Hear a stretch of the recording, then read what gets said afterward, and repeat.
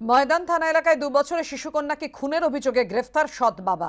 30 জানুয়ারি রাতে ময়দান এলাকায় রাস্তার ধার থেকে উদ্ধার হয় এক শিশুকন্যার মৃতদেহ। মঙ্গলবার রাত থেকে নিখোঁজ ছিল শিশুটি। পরিবারের দাবি ছিল পারিবারিক অশান্তির জেরে শিশুটির সৎ বাবাই তাকে খুন করেছে। ঘটনার পর থেকে ফেরার ছিল অভিযুক্ত। গতকাল তাকে গ্রেফতার করে পুলিশ।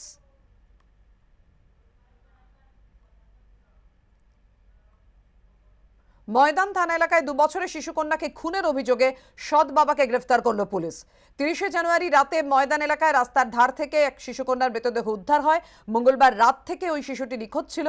পরিবারের যেটা দাবি, পারিবারিক অশান্তির জেরেই শিশুটির সৎ বাবাই তাকে খুন করেছে। ঘটনার পর থেকেই ফেরার ছিল অভিযুক্ত। গতকাল তাকে গ্রেফতার করে পুলিশ। এ বিষয় নিয়ে আমরা কথা বলবো আমাদের প্রতিনিধি আবির দত্তর সঙ্গে। আবির, ওই সৎ বাবার বিরুদ্ধে ঠিক কি অভিযোগ?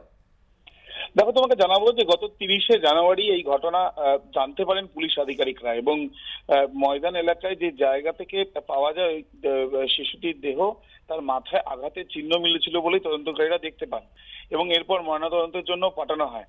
প্রাথমিক তথ্য প্রমাণ সংগ্রহ করে, পারিপার্শ্বিক তথ্য প্রমাণ সংগ্রহ করে তদন্তকারীরা যেটা জানতে পারেন যে ওই যে শিশু, তার মা দুবার বিয়ে করেছিলেন, এবং ওই শিশুর বর্তমানে যে সৎ বাবা, তার সঙ্গেই ওই শিশুকে নিয়েও তার মা থাকতেন।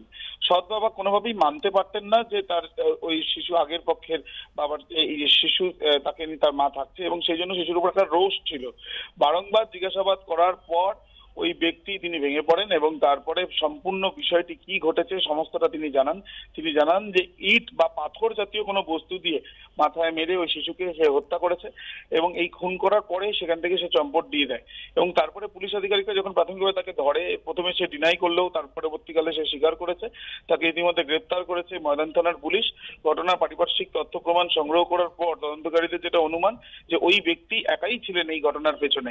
ধৃতকে আজকে আদালতে পেশ করা হবে এবং হেফাজতের চেয়ে আবেদন জানাবে পুলিশ আধিকারিকরা। ধন্যবাদ আবির।